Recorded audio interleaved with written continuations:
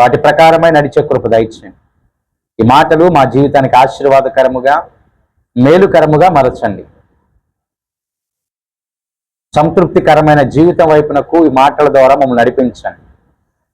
వాటిలో ఉన్నటువంటి శక్తి సత్యమును గమనించి గ్రహించి వాటి ప్రకారమే నడిచే కృప వింటున్న ప్రతి బిడ్డకు అనుగ్రహించి మీరే మహిమ పొందమని యేసుక్రీస్తు నామమున ప్రార్థన అడిగి వేడుకొనుచున్నాము తండ్రి.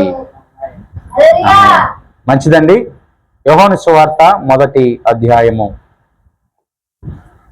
1వ వచనాన్ని మనము చదువుకుందాం. యోహాను సువార్త 1వ అధ్యాయము 1వ వచనాన్ని గనుక మనం చూస్తే చాలా శ్రేష్టమైన మాట. ఆదియందు వాక్యముండెను, వాక్యము దేవుని యొద్ద ఉండెను, వాక్యము దేవుడై యుండెను. దేవునికి మహిమ కలుగునుగాక. చూడండి, ఆదియందు వాక్యం ఉంది, వాక్యము దేవుని యొద్ద ఉంది, ఆ వాక్యమే దేవుడై యుండెను అని లేఖనాలు మాట్లాడుతూ ఉన్నాయి. చూడండి, వాక్యానికి ఎంత ప్రాధాన్యత బైబిల్ గ్రంథం ఇస్తా ఉందో. సత్యవంతమైనటువంటి మాటలకు బైబిల్ గ్రంథం ఎంత విలువనిస్తుందో ఒకసారి ఆలోచించేయండి. ఆది అందే ఏముందంట అప్పుడులారా? వాక్యం ఉంది. ఆ వాక్యము ఎవరి యొద్ద ఉందంటే దేవుని యొద్ద ఉన్నది. ఆ వాక్యమే ఎవరుగా ఉన్నారంటే దేవుడై ఉన్నారు. ఇప్పుడు ఆ వాక్యమే ఎలా వచ్చిందంట? శరీరధారి అయి కృపా సత్య సంపూర్ణుడుగా మన మధ్య నివసించెను. దేవునికి స్తోత్రం. అంటే యేసుక్రీస్తు ప్రభువారే సాక్షాత్తుగా కృపా సత్య సంపూర్ణుడుగా మన మధ్య నివసించాడు, జనుల మధ్య నివసించాడు, వారితో పాటు కలిసి ప్రయాణం చేశారు, వారితో పాటు కలిసి భుజించారు, అనేక మందికి సత్య సువార్తను ఆయన ప్రకటించాడు. ఎంత విలువైనటువంటి మాటలను ఆయన ప్రకటించి ఉంటాడో ఒకసారి ఆలోచించేయండి. ఆ మాటలు నమ్మినటువంటి ఏ బిడ్డ, ఆ మాటల ప్రకారంగా నడుస్తున్నటువంటి ఏ మనుష్యుడు, ఆ మాటల ప్రకారంగా జీవిస్తున్నటువంటి ఏ కుటుంబము కూడా నిందల పాలు కాదు, కష్టాల పాలు కారు. ఆ వాక్యమును ఆధారంగా చేసుకొని నడిచే ప్రతివారు, అనగా యేసయ్యను ఆధారం చేసుకొని నడిచే ప్రతి కుటుంబము కూడా నిశ్చయముగా పరలోక రాజ్యములో వారు యేసయ్యతో పాటు కలిసి నివాసం చేస్తారు. కాబట్టి వాక్యానికి బైబిల్ గ్రంథం చాలా ప్రాధాన్యత ఇచ్చింది. కావున మనము కూడా ఆ వాక్యమునకు అంతే ప్రాధాన్యత మనం ఇవ్వాలి.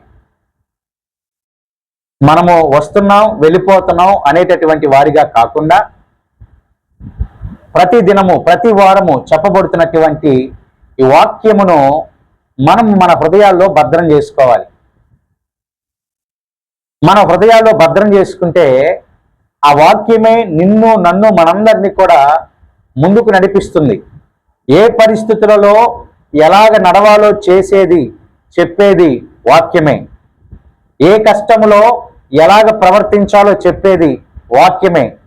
ఏ శ్రమలో ఎలాగ మన ప్రవర్తన ఉండాలి, ఎలాగ కొనసాగాలి, ఎవరితో ఎలాగ మాట్లాడాలో చెప్పేది వాక్యమే.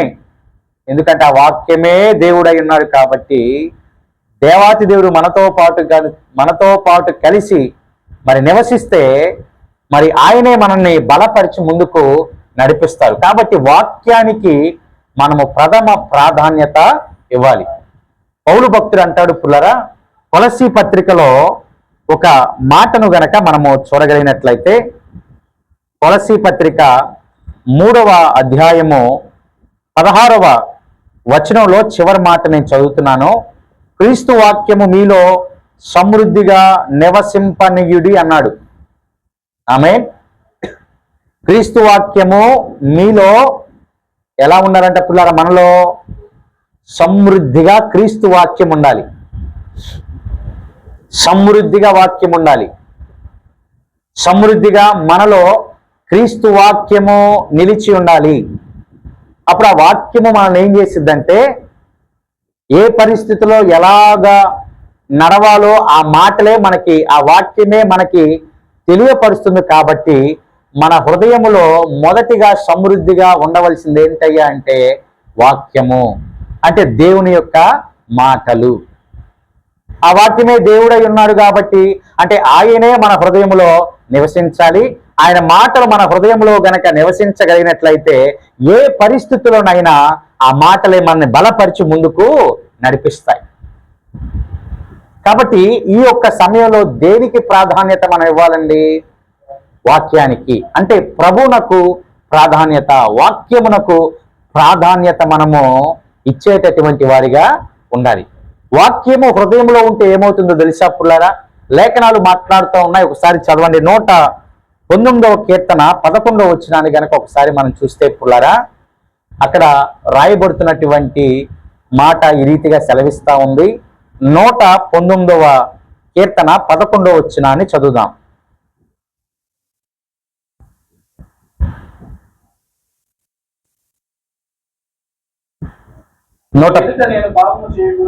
నీ ఎదుట నేను పాపము చేయకుండునట్లు నా హృదయములో నీ వాక్యము నేను ఉంచుకున్నాను. ఆమేన్.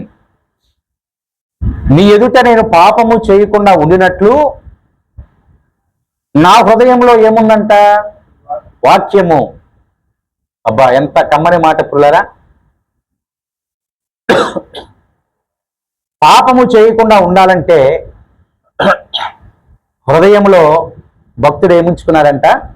వాక్యాన్ని. అందుకే ఇందాక మీకు ఒక మాట నేను సెలవిచ్చాను. ఏంటంటే వాక్యము మన హృదయంలో ఉంటే ఏ పరిస్థితిలో ఎలాగ నడవాలో ఆ వాక్యమే మనకు బోధించింది. కాబట్టి నీ ఎదుట నేను పాపము చేయకుండా ఉండాలంటే, ఉంటున్నానంటే నా హృదయంలో ఏముందంట? వాక్యము.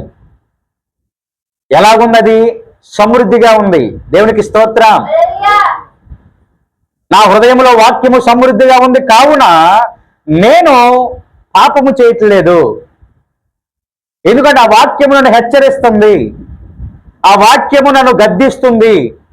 నా హృదయం అనే పలక మీద లిఖించబడినటువంటి ప్రతి మాట నన్ను హెచ్చరిస్తుంది, గద్దిస్తుంది. కావున ఏ పాపము చేసే పరిస్థితి వచ్చినా నేను ఆ పాపాన్ని చేయట్లేదు. దానికి కారణము నా హృదయములో నీ వాక్యము ఉండటాన్ని బట్టే కదా అని భక్తుడు అంటా ఉన్నాడు. అబ్బా, వాక్యము మనని పాపానికి దూరంగా చేసేసింది. ఆ వాక్యం ఏం చేసిందంటే ప్రభువునకు మనందరినీ కూడా దగ్గరగా చేసింది. ప్రభువునకు దగ్గర అయ్యాం, పాపానికి ఏమయ్యాం? దూరం అయ్యాం. ప్రభువునకు దగ్గరగా ఆ వాక్యమే చేసింది, ఆ వాక్యమే పాపానికి దూరంగా చేసింది. నీ ఎదుట నేను ఎందుకు పాపం చేయట్లేదు? పాపం చేసే పరిస్థితి వచ్చి నేను ఎందుకు చేయట్లేదు? అబద్ధమాడే పరిస్థితి వచ్చి ఎందుకు చేయట్లేదంటే నా హృదయంలో ఉండేటటువంటి నీ మాట, నీ వాక్యము నన్ను ఎల్లవేళలా గద్దిస్తుంది, హెచ్చరిస్తుంది. అందుకనే నేను ఆ పాపపు జోలికి వెళ్ళటలేదు. ఆమేన్. పైన 9వ వచనంలో మరొక మాట రాయబడుతుంది. ఆ మాట కూడా ఒకసారి చూడండి. 9వ వచనాన్ని చదువుదాం. యవనస్తులు దేని చేత తమ నడతను శుద్ధి పరుచుకుందరు? నీ వాక్యమును బట్టి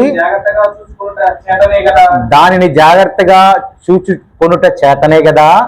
యవనస్తులు దేని చేత వారి నడతను శుద్ధి చేసుకుంటారు? ప్రశ్న అది. నేటి దినాన కొంతమంది యవనస్తులను కనుక చూస్తే పిల్లరా, మన కళ్ళ ముందే ఎలాగున్నారండి వారు? ఎలాగున్నారండి వారు? పెద్దవారిని లెక్క చేస్తున్నారా? తల్లిదండ్రులు లెక్క చేస్తున్నారా? గురువులను లెక్క చేస్తున్నారా? వృద్ధాప్యం ఉన్న వారిని లెక్క చేస్తున్నారా? కానీ ఎలాగుంటున్నారు? యవ్వన ప్రాయంలోనికి వచ్చినటువంటి వెంటనే వారి ప్రవర్తన అంతా ఏమైపోతుందంట? మారిపోతా ఉంది. ప్రవర్తన అంతా భయంకరమైనటువంటి లోక ఆశల మీదకి వెళ్ళిపోతా ఉంది. చాలా బాధేస్తా ఉంటుంది వాళ్ళని చూసినప్పుడు. ఎందుకంటే వారు చేస్తున్నటువంటి పనులు ఏంటంటే సృష్టికర్తను మర్చిపోయి యవనస్తులు అవంగాలే, పెద్ద వయసు కూడా రాదండి. యవనస్తులు అయినటువంటి వెంటనే వారు ఏం చేస్తున్నారంటే వారి వారి మార్గాల్లో, చెడు మార్గాల్లో ప్రయాణం చేస్తా ఉన్నారు. అందుకని బైబిల్ ఏమంటా ఉంది, యవనస్తులు దేని చేత, చదవండి పిల్లరా, వారి నరతను శుద్ధి చేసుకుంటారు. ఎలాగ శుద్ధిపరచుకుంటారు? ఇదిగో ఎలా శుద్ధిపరచుకుంటారంట, నీ వాక్యమును బట్టి దానిని జాగ్రత్తగా చూచుకొనుట బట్టే కదా అంటున్నాడు లేఖనం. ఎవరు ఎలాగ వారు శుద్ధి నొందుతారు? యవనస్తులేమి, లేకపోతే నడి వయసులో ఉన్నటువంటి వారేమి, వృద్ధాప్యంలో ఉన్నటువంటి వారికి అందరికీ కూడా ఒకటే ఆధారము, అదే వాక్యము. వారు అట్టి వాక్యము ద్వారా ఏం చేస్తారంటే శుద్ధి నొందుతారండి. పాపమంతా పోయి పరిశుద్ధతలోకి వస్తారండి. దేని చేత శుద్ధి నొందుతారు? కేవలం వాక్యమే. ఆ వాక్యమును అనుసరించి దాన్ని బట్టే కదా వారు ఏమవుతారంట, శుద్ధులవుతారు, పరిశుద్ధులవుతారు, పవిత్రులవుతారు. యవనస్తుడిగా ఉన్నటువంటి యేసేపు పవిత్రంగా ఉండటానికి కారణము ఆయన నమ్మినటువంటి దేవుని మాటయే. తన హృదయంలో ఉంచుకున్నటువంటి దేవుని మాటయే అతనిని ఏం చేసిందంటే పరిశుద్ధుడిగా నిలబెట్టింది, పవిత్రుడిగా, శుద్ధుడిగా నిలబెట్టింది. యవనస్తులు ఈ మాటలు ఖచ్చితంగా గమనించాలి, వినాలి, పాటించాలి. దేని చేత వారు అనగా యవనస్తులు నడతను శుద్ధి చేసుకుంటారు, ప్రవర్తనను శుద్ధి చేసుకుంటారంటే దేవుని వాక్యము ద్వారానే, దాన్ని జాగ్రత్తగా చూచుకుంట ద్వారానే. అందుకే 11వ వచనం దాకా మనం చదివాం, నీ ఎదుట నేను ఎందుకు పాపం చేయట్లేదంటే నా హృదయములో నీ వాక్యము ఉండటాన్ని బట్టి. ఆ వాక్యమే మనల్ని పరిశుద్ధులుగా చేసిద్ది. ఆ వాక్యం మనల్ని ఏం చేసిద్దంటే పవిత్రులుగా చేసి ముందుకు నడిపిస్తుంది. కావున వాక్యమయ్యున్నటువంటి దేవునికి మన హృదయములో ప్రథమ స్థానాన్ని మనము ఇవ్వాలి. ఆమె ఏ స్థానం అంట పుల్లరా? ప్రథమ స్థానాన్ని ఇవ్వాలి. అపోస్తుల కార్యగ్రంథాలు కనుక ఒకసారి చూస్తే పేతురు గారు విస్తారమైనటువంటి వాక్యాన్ని వెతుకుతా ఉన్నారు. పుల్లరా 2వ అధ్యాయము 41వ వచనాన్ని ఒకసారి మనం చదువుదాం. కాబట్టి అతని వాక్యము అంగీకరించినటువంటి వారు బాప్తిస్మము పొందిరి. 3,000 మంది చేర్చబడిరి. దేవునికి మహిమ కలుగును గాక. వాక్యమును అంగీకరించిన వారు ఆ దినమున ఏం పొందారంటే బాప్తిస్మం పొందారు. అంటే మేము పాపులము, యేసయ్య మా కోసమే వచ్చాడు, యేసయ్య మా కోసమే మరణించాడు అనే మాట పేతురు గారు వాక్య రూపంలో చెప్పటాన్ని బట్టి వారందరూ కూడా ఆ మాటని నాటి దినమునే విశ్వసించారు. గడువు కోరారా? లేదు. వాయిదా కోరారా? లేదు. మరికొన్ని దినాలు కావాలి అని అడిగారా? లేదు. చిన్నపిల్లారా, నాటి దినమునే వారు ఏం పొందారంట? వాక్యము అంగీకరించిన వారందరూ కూడా బాప్తిస్మము అనగా యేసయ్యే మా రక్షకుడు అని నమ్మారు. దేవునికి స్తోత్రం. ఇంచుమించుగా ఎంతమంది అంట పుల్లారా? 3,000 మంది ఒకే ఒక్క దినమున వాక్యాన్ని అంగీకరించారు. ఆమేన్. ఇప్పుడు ఒక మాట గమనించండి. ఇప్పుడు ఆ వాక్యాన్ని అంగీకరించి బాప్తిసం పొందారంటే ఇప్పుడు వాక్యము ద్వారా వారు శుద్ధులుగా అయ్యారా లేదా? వాక్యము ద్వారా పవిత్రులుగా అయ్యారా లేదా? వాక్యము ద్వారా మేము పాపులమని గమనించారా లేదా? వాక్యము ద్వారా మేము ప్రభువునకు వ్యతిరేకంగా జీవించామని తెలుసుకున్నారా లేదా? తెలుసుకున్నారు. కాబట్టి ఇంచుమించుగా ఎంతమంది అంటే పుల్లారా? 3,000 మంది చేర్చబడ్డారు. దేవునికి స్తోత్రం. వాక్యమును బట్టి. దేనిని బట్టి అంట పుల్లారా? వాక్యమును బట్టి ఇంచుమించుగా 3,000 మంది ఒకే రోజున వాక్యమును అంగీకరించి బాప్తిస్మమును పొంది యేసయ్య బిడ్డలుగా మార్చబడ్డారు. అంగీకరిస్తున్నారా పుల్లారా మీరు? ఒకే దినాన 3,000 మంది. 4వ అధ్యాయం 4వ వచనం కూడా ఒకసారి చూడండి. అదే అపోస్తుల కార్యగ్రంథములు 4వ అధ్యాయము 4వ వచనాన్ని ఒకసారి చదవండి పుల్లారా. వాక్యము వినిన వారిలో అనేకులు నమ్మిరి. వారిలో పురుషుల సంఖ్య ఇంచుమించు 5,000 ఆయను. అమ్మా ఇంచుమించు ఎంతమంది అంట? ఇందాకేమో ఏమని చూసాం? 3000. ఇక్కడ ఎంతమంది అని చూసాం? పురుషుల సంఖ్య ఇంచుమించు 5000 ఆయను. దేని బట్టి అంట? అమ్మా వాక్యము అంగీకరించడం బట్టి. వారందరూ కూడా ఏం విన్నారంట? వాక్యం విన్నారు. అంటే వాక్యం అంటే యేసయ్య మన కోసం వచ్చాడు, యేసయ్య మన కోసం మరణించాడు, యేసయ్య మన కోసం తిరిగి లేచాడు, మరలా ఆయన మన కోసం రాబోతున్నాడు అనే మాట వారిలో కార్యరూపము దాల్చటాన్ని బట్టి ఒక దినమున 3000 మంది అదే వాక్యాన్ని బట్టి చేర్చబడ్డారు. ఒక దినమున ఇంచుమించుగా పురుషులే ఎంతమంది అంట? 5000 మంది. ఆమేన్. వారందరూ కూడా నమ్మారు. అమ్మా నమ్మిన వారి జీవితం ధన్యమే. ఎంత గొప్ప కృప పిల్లారా! నమ్మిన వారిని ఆ దినాన చంపేస్తామును, నమ్మిన వారిని ఆ దినాన హింసిస్తాము. యేసు వాక్యం ప్రకటించకూడదు, యేసయ్య నామం ప్రకటించకూడదు, యేసును ఆరాధించకూడదు, ఆయన బోధనలు ఆరాధించకూడదు అని ఒక పక్క దండోరా వేయబడతా ఉన్న ఒక దినమున 3000 మంది చేర్చబడ్డారు వాక్యాన్ని బట్టి. ఒక దినమున 5000 మంది చేర్చబడ్డారు వాక్యాన్ని బట్టి. ఎందుకంటే వారు ఆ వాక్యాన్ని నమ్మారు. నీ పరిస్థితి ఏంటి పుల్లారా? ఆ వాక్యం నీ యొద్దకే వచ్చింది. ఆ వాక్యం ఎవరి యొద్దకు వచ్చిందంటండి? నీ యొద్దకే. లేఖనం మాట్లాడుతోంది మన యొద్దకే. ఆయన కృపాసత్య సంపూర్ణ ఎక్కడ నివసించాడంట? మన మధ్యే కదా. ఎక్కడ నివసించాడు ఆయన? మన మధ్యే కదా. అంటే నీ యొద్దకు వచ్చిందా లేదా? మన యొద్దకు వచ్చిందా లేదా? ఆ రోజున వాక్యమును నమ్మిన వారు 3000 మందిగా 5000 మందిగా సంఘములో చేర్చబడ్డారు, బాప్తిసం పొందారు. ఆ మాటలను బట్టి, వాక్యాన్ని బట్టి ఆయనే నీ యొద్దకు వచ్చాడు, మన మధ్య నివసిస్తా ఉన్నారు. ఆ వాక్యాన్ని నమ్మకుండా ఉంటే, ఆ వాక్యాన్ని విశ్వసించకుండా ఉంటే, ఆ వాక్యం ప్రకారం నడవకుండా ఉంటే మేలులు పొందలేమండి. ప్రభు రాజ్యానికి వారసులుగా మనము కాలేం. ఆ వాక్యము పాపానికి దూరంగా చేసి ప్రభునకు దగ్గరగా మనల్ని చేసింది. ఆ వాక్యమే జాగ్రత్తగా నడుచుట ద్వారా శుద్ధులుగా మనల్ని అదే వాక్యము చేస్తుంది. కాబట్టి ఆ వాక్యము మన హృదయంలో ఎలా ఉండాలంట? సమృద్ధిగా ఉండాలి. ఎలా ఉండాలి? సమృద్ధిగా. సమృద్ధిగా. మన ఇంటిలో వస్తువులన్నీ, సామానన్నీ, కొట్టులో నుంచి తీసుకొచ్చేటటువంటివన్నీ కూడా సమృద్ధిగా ఉండాలని కోరుకుంటాం. అయిపోయి అంటే ఆలస్యం, ఇంకా అయిపోతే అంటే ఆలస్యం.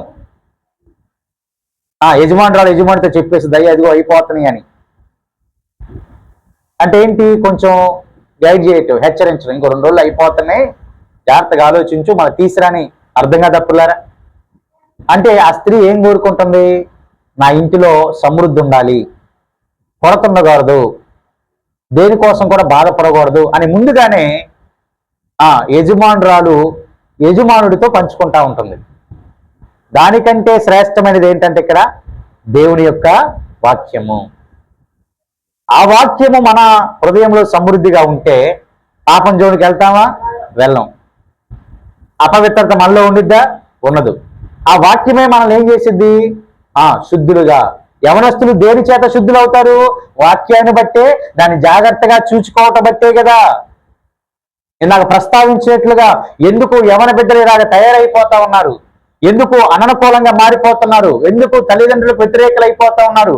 ఎందుకు సమాజంలో ఒక చెడ్డ పేరును యవన బిడ్డలు ఎందుకు తెచ్చుకున్నారంటే వాక్యమునకు వారు విధేయులుగా లేకపోవటాన్ని బట్టే.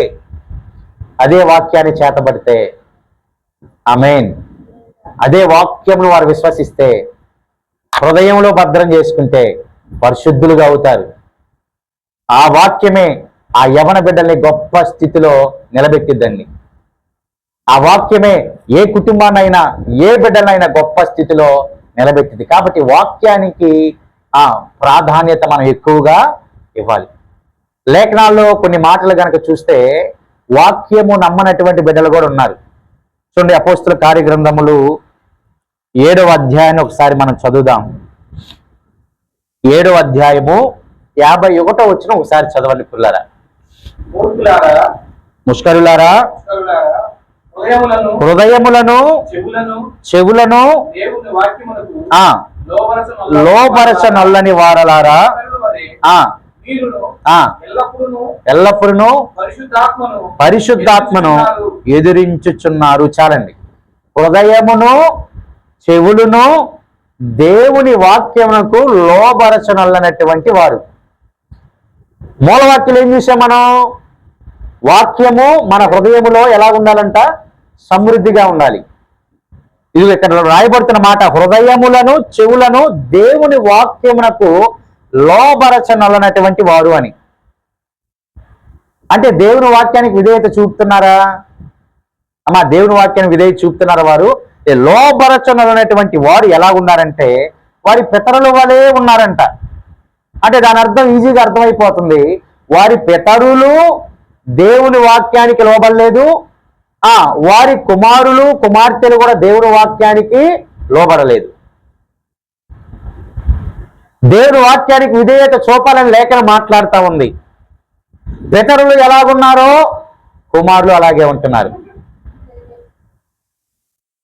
అలాగుంటే దేవుని కార్యాలు చూడలేమండి. దేవుని కార్యాలు చూడలేం. ఎందుకు నమ్మటలేదు అంటే లోక ఆశలు లాగేస్తా ఉన్నాయి. బాప్తీసం తీసుకుంటే ఇప్పుడు వరకు చేసిన పనులన్నీ మానేయాలి కదా. అంటే ఏ పనులు అంటే ప్రభునకు వ్యతిరేకంగా చేసేటటువంటి పనులు. ఒక గలిబిలి ఆలోచన వాళ్ళు ఉండిపోతా ఉండటాన్ని బట్టి వాక్యానికి విధేయత చూపట్లా. ఒకసారి నమ్మితే వాక్యమే మనల్ని ముందుకు నడిపించింది. అందుకే మీకు ఇంత క్లియర్గా ఒక వచనాన్ని చూపించా. నేను ఎందుకు పాపం చేయట్లేదంటే వాక్యము నా హృదయంలో ఉంది కాబట్టి. వాక్యము హృదయంలో ఉంటే వ్యతిరేకంగా జీవించాలనే ఆలోచన రాదండి, పాపం చేయాలనే ఆలోచన రాదండి, లేకపోతే ఎలా పడితే అలాగే తిరగాలనే ఆలోచన రాదండి.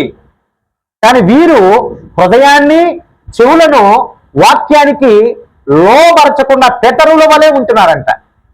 ఎల్లప్పుడూ పరిశుద్ధాత్మను వారు ఏం చేస్తా ఉన్నారంట? ఎదిరిస్తూనే ఉంటున్నారంట. అంటే వారి పితరులు అలాగే చేశారు, నేటి తరము కూడా అలాగే చేస్తా ఉన్నారు. నేటి దినాల్లో కూడా పిల్లరా అనేక మంది కుటుంబాల్లో ఇలాగా ఉంటా ఉన్నారు. వారి తల్లిదండ్రులు వాక్యానికి విధేయత చూపట్లేదు, బిడ్డలు కూడా వాక్యానికి విధేయత చూపట్లేదు. తద్వారా వారు గొప్ప ప్రభు మేలుని పోగొట్టుకుంటున్నారు, ఆశీర్వాదాల్ని పోగొట్టుకుంటున్నారు. మనమైతే ఆశీర్వాదాలు పోగొట్టుకోకూడదు.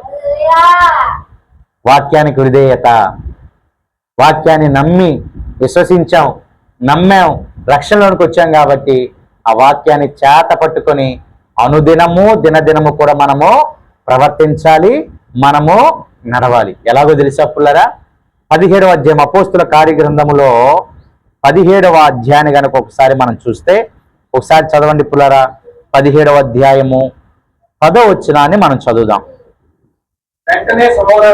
సహోదరులు రాత్రివేళ పౌలును శీలను బెరయకు పంపించిరి. వారు వచ్చి యూదుల సమాజ మందిరములో ప్రవేశించిరి.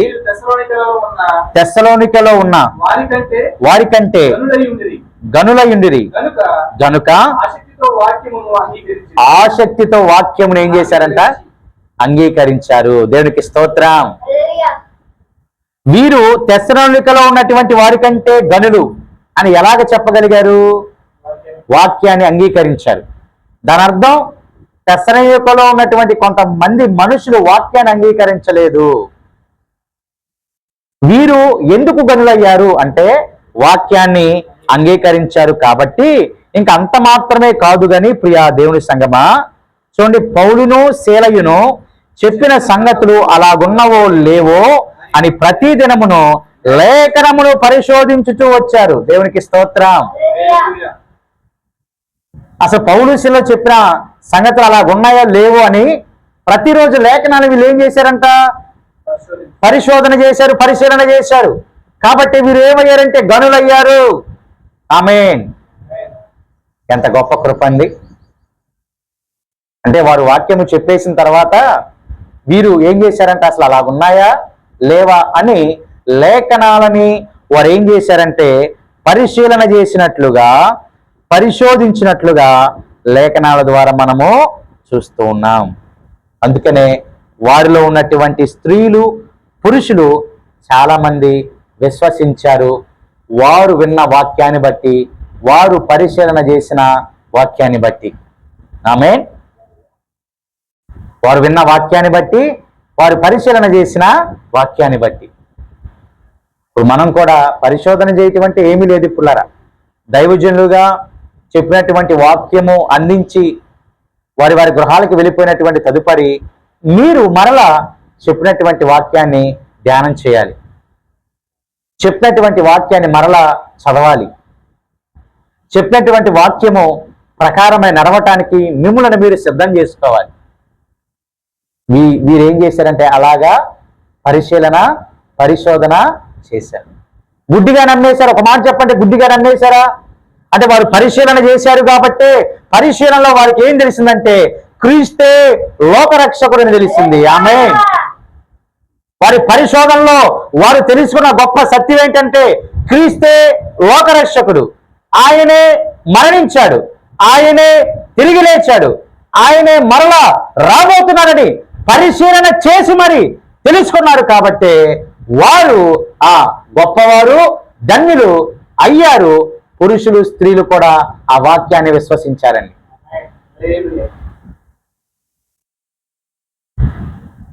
అతి ఘనత మనకు రావాలంటే, ఆ ఘనత మన కుటుంబాలకు రావాలంటే, మన కుటుంబాల్లో సమృద్ధిగా, కుటుంబాల్లో ఉన్నటువంటి ప్రతి బిడ్డలో సమృద్ధిగా, వారి హృదయాల్లో సమృద్ధిగా ఏముండాలంటే పుల్లారా? వాక్యం ఉండాలి. వాక్యం ఉండాలి. ఏముండాలండి? వాక్యము ఉండాలి. ఇప్పుడు చెప్పండి, నిశ్చయం ఒక మాట, మనందరి హృదయాలు ఏముండాలంటే నిశ్చయంగా వాక్యము సమృద్ధిగా ఉండాలి. దేవునికి స్తోత్రం. ఆ వాక్యమే పరిశుద్ధులుగా చేసింది. వాక్యమే పరమునకు నడిపించింది. వాక్యమే పాపము చేయకుండా చేస్తుంది. ఆ వాక్యము నమ్మారు. ఒక దినాన ఎంతమంది? 3000 మంది. ఒక దినాన ఎంతమంది? 5000 మంది. ఈ బెరయా వారైతే గుడ్డిగా నమ్మలేదు, పరిశీలన చేశారు, పరిశోధించారు. ఇదిగో పౌలు, శీల చెప్పిన మాటలు అలా ఉన్నాయా లేదా అని లేఖనాన్ని పరిశోధన చేసి వారందరూ కూడా యేసయ్యను సొంత రక్షకుడిగా అంగీకరించారు, విశ్వసించారు. నేటి దినాన అనేక మంది డౌట్ ఏం అవసరం లేదండి. డౌట్ ఏం అవసరం లేదు. వాక్యమేమి మనల్ని ఇలాగ చెడుగా ప్రవర్తించండి అని చెప్పదు. వాక్యమేమి మనల్ని వారికి వ్యతిరేకంగా వెళ్ళండి అని చెప్పదు. పైగా వాక్యం ఏం చెప్పిద్దంటే శత్రువులను ప్రేమించమని చెప్తుంది. ఆమేన్. ఏం చెప్తుందంట? శత్రువును ప్రేమించమని చెప్తుంది. ఇరుగు పొరుగు వారిని ప్రేమించమని చెప్తుంది. ఒక చెంప మీద కొడితే రెండో చెంప చూపమని వాక్యం చెప్తా ఉంటుంది.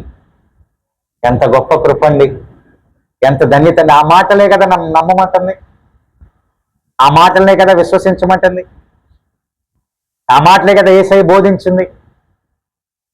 ఆయన నమ్మితే, విశ్వసిస్తే మన మధ్య నివసిస్తున్న ఆయన వాక్య రూపంలో వచ్చినటువంటి ఆ వాక్యమును నమ్మి సమృద్ధిగా హృదయంలో ఉంచుకుంటే పాపానికి దూరం అవుతాం, ఆశీర్వాదాలకు దగ్గర అవుతాం. పాపానికి దూరం అవుతాం, యేసయ్యకి దగ్గర అవుతాం. కాబట్టి పురులారా, నమ్మినటువంటి మనందరం కూడా ధన్యులుగా ఉన్నాం. ఇంకా దాని యందు నమ్మిక ఉంచి అనేక ఆశీర్వాదాలు ప్రభు యొద్ద నుంచి పొందుకోవడానికి మనం సిద్ధం చేసుకుందాం. ఏ పరిస్థితిలో కూడా పాపానికి తావివ్వద్దు. ఎందుకంటే వాక్యం మనలో, హృదయంలో ఉంటే పాపం ఇక మన దరిదాపుకు చేయాలనే ఆలోచన రాదు. కాబట్టి వాక్యములో నమ్మిన, విశ్వసించిన, ఎదుగుతున్న, ఫలిస్తున్న నీవు అదే వాక్యాన్ని అనేక మందికి ప్రకటించేటటువంటి శక్తితో, బలముతో దేవుడు మిమ్మల్ని అందరినీ దీవించునుగాక. తద్వారా వారు కూడా మారు మనసు పొందుదురుగాక. వాక్యమును విశ్వసించి యేసయ్యే లోకరక్షకుడని తెలుసుకొని యేసు కోసము బిడ్డలందరూ కూడా జీవింప చేసేటట్లు మీరందరూ కూడా రానున్న దినాల్లో అటు వాక్యాన్ని చేత పట్టుకొని అనేక మందికి సత్య సువార్తని ప్రకటిస్తూ మీ యొక్క ఆధ్యాత్మిక ఆత్మీయ స్థితిగతులలో ముందుకు నడవాలని ప్రభు నామం పేరిట ఈ మాటలు ప్రకటిస్తున్నాను. దేవదేవుడి ఈ మాటలు మన వినికిల్లో దీవించును గాక. ఆమేన్. ప్రార్థన చేద్దాం. హితబడిన వాక్యం కోసం మనం ప్రార్థన చేద్దాం. జీవాధిపతి, పరిశుద్ధుడా, మహోన్నతుడా, ఉన్నతుడా, మీ నామానికి వందనాలు, స్తోత్రాలు. క్రీస్తు వాక్యము మీలో హృదయంలో సమృద్ధిగా నివసింపనీయుడి అని మాతో మాట్లాడారు. ఆ వాక్యము పాపానికి దూరం చేసిద్దని, శాపానికి దూరం చేసిద్దని, ఆయన ఇదిగో నా ప్రభు ఆశీర్వాదాలకు దగ్గరగా చేసిద్దని మాతో మాట్లాడారు. ఆయన నీ వాక్యాన్ని వినేవారిగా, ప్రభువ పరిశీలన చేసేవారిగా, ప్రకటించేవారిగా మమ్ములను మలచండి. నాయన 3000 మంది ఒక దినమున, 5000 మంది ఒక దినమున విశ్వసించారు, నమ్మారు. అదే కృప నేటి దినాన్ని అనేక మందికి దయచేయండి. వాక్యం అంగీకరించి వాక్యం ఉన్నటువంటి సత్యాన్ని తెలుసుకొని ఆ సత్యము ప్రకారమై నడిచే కృప ప్రపంచమంతటికి ప్రతి బిడ్డకును దయచేసి మీరే మహిమ పొందమని, వారి అవసరతలు అక్కతలన్నిటి కూడా మీరే తీర్చివేసి ఘనత వైపునకు, సమృద్ధి వైపునకు, ఆశీర్వాదాల వైపునకు నడిపించి మహిమ పొందమని యేసుక్రీస్తు నామమున ప్రార్థన అడిగి వేడుకొనిచున్నాము తండ్రి. ఆమేన్. హల్లెలూయా. మంచిదండి.